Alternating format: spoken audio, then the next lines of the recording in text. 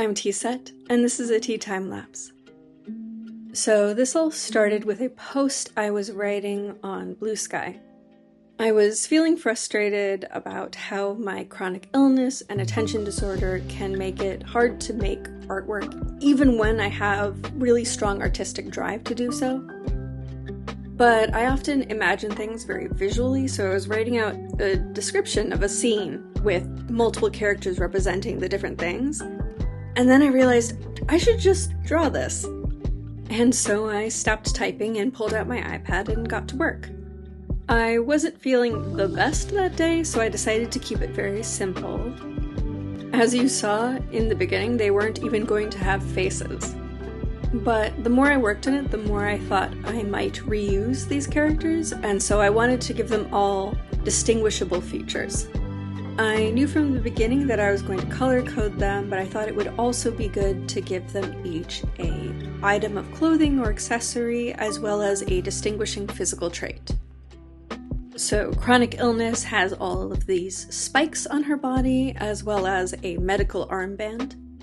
Attention disorder has these squiggly bangs and a t-shirt. I knew pretty early on that I wanted the t-shirt pattern to change all the time.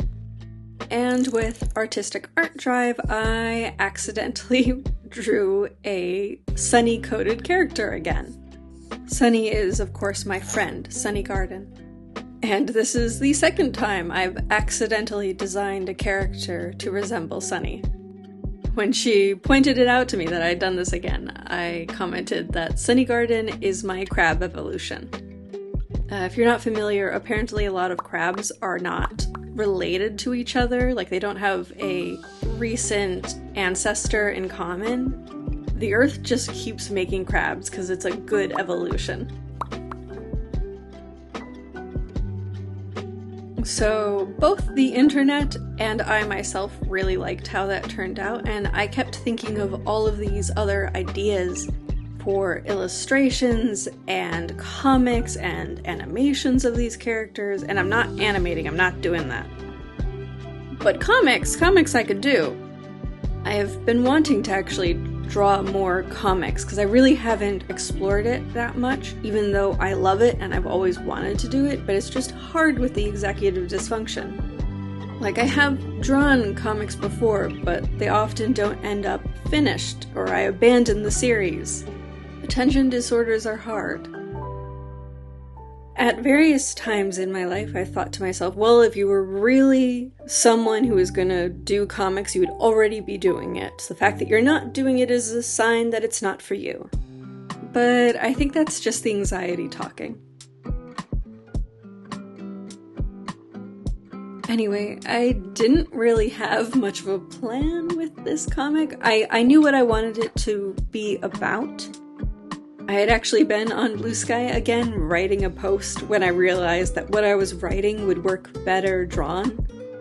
And initially it was just going to be one picture, but I started thinking about it and more I was like, no, this is a whole comic. So I just started drawing panels without a real plan. It ended up turning out well this time, but I'm definitely going to plan stuff out in the future.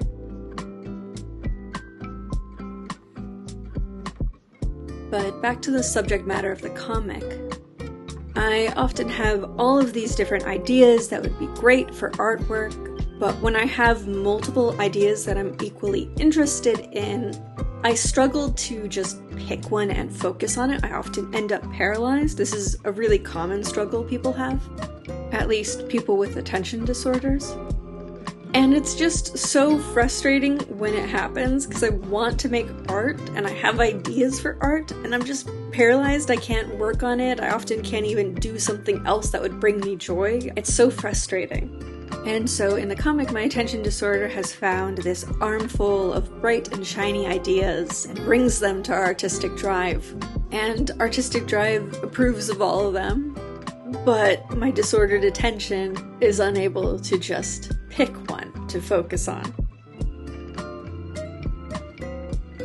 I knew I wanted to depict the ideas as like sparkly, shiny, star-like objects, but I used circles as placeholders in the beginning.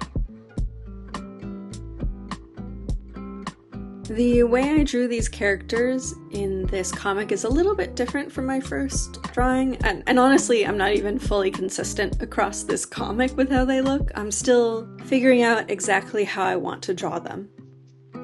I actually had an idea for a whole additional comic that I started thumbnailing the paneling for, and then I realized I wanted to do it a bit differently, and then stuff happened and I have not progressed on that at all, so hopefully I'll pick that back up soon, or have a different idea that I want to pursue.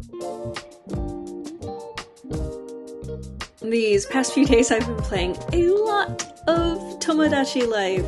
I've been having a lot of fun with it. I never played the first game. I like that you can now give Mii's ears. Not having ears was contributing a lot to me finding them very ugly and not really having any interest in making them.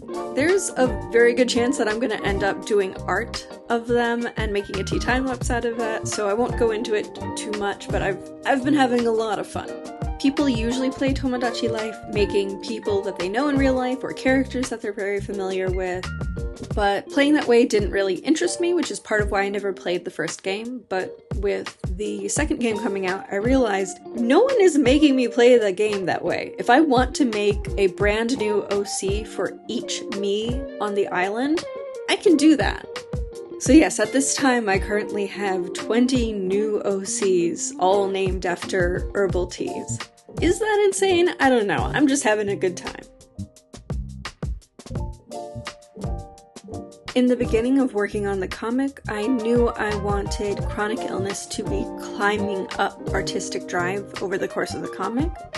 But originally I was gonna have chronic illness get bigger and bigger and bigger, and then unbalance artistic drive into falling down. But I ended up changing my mind, and you'll eventually see what I changed it to.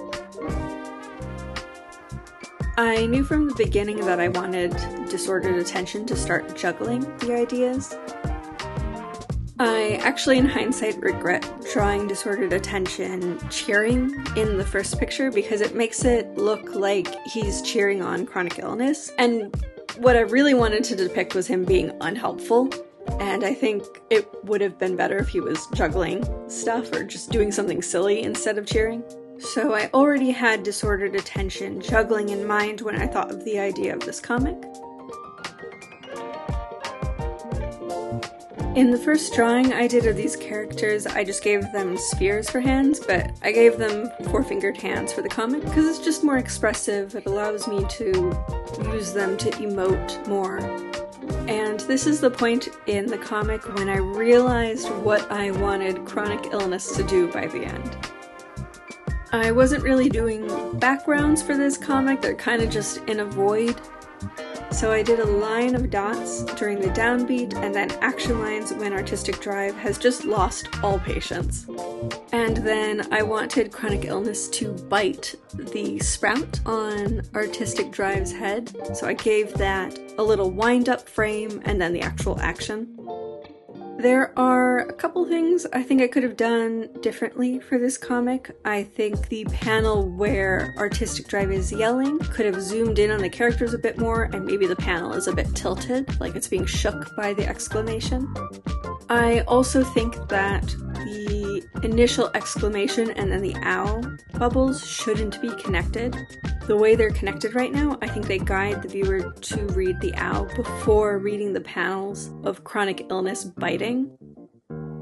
Unfortunately, these are things I noticed only after already posting it to social media, so I'm just kind of committed to the way it looks right now, but I did learn a bit from this comic as far as things to look out for in the future so that I can do a better job. I drew this comic in Procreate as per usual, and Procreate doesn't have any fancy bubble making tools, so I actually had to figure out my approach to drawing bubbles by hand while working on this comic. I wouldn't be surprised if my approach is an actual technique people who draw comics traditionally use.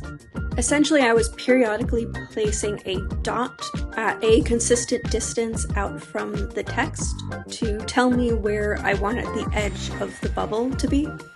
And then I would just hand draw smooth curves going from dot to dot. I know that Procreate does have a tool that allows you to adjust ovals that you've drawn, but I wasn't really going for exactly oval shapes for the bubbles, so I didn't use that. The approach that I came up with on the fly made things so much easier that I feel certain that this must be a taught approach that I just didn't know about. Also, I think by the next time that I record a voiceover, I will be weaning off of this medication that messes up my throat. So hopefully by the next time you hear me, I will not be fighting my instrument the whole time. If a line comes out sounding particularly froggy, I usually just re-record it, so you guys probably haven't heard just how bad my voice is, but it's been a bit of a struggle. Yeah, I really do think I could have improved the impact of this panel if I just zoomed in a bit and then made the panel slightly askew. I do like how these two panels are very understated and effective, though. But now it's time for some color. This comic isn't shaded, it's just flatted, but I think that was sufficient for what I was doing. I know I've been doing a lot of stuff just flatted over the past year.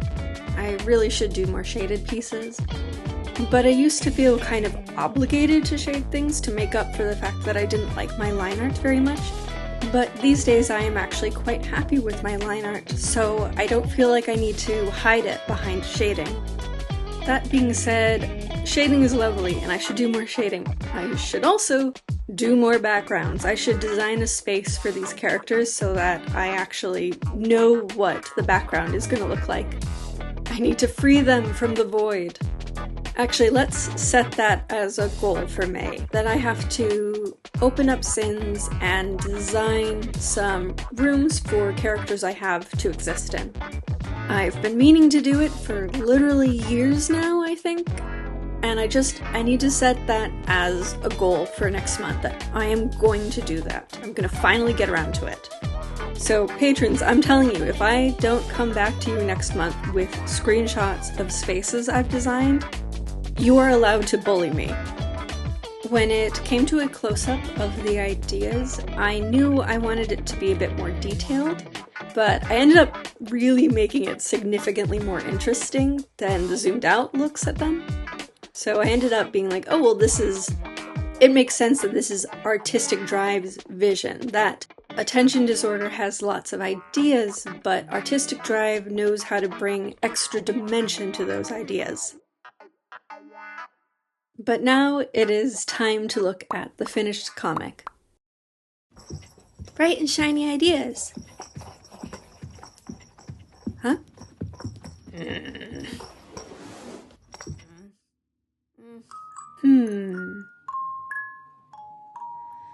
Yeah, these all look great. You just need to pick one to focus on and...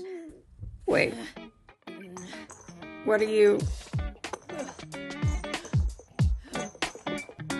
Come on, man, just pick one for us to draw. Why are you always like this? Ow! Man, that freaking hurts. Thank you so much for watching, and a special thank you to all of my patrons. For $2, you get 2 months early access to all of my art process videos.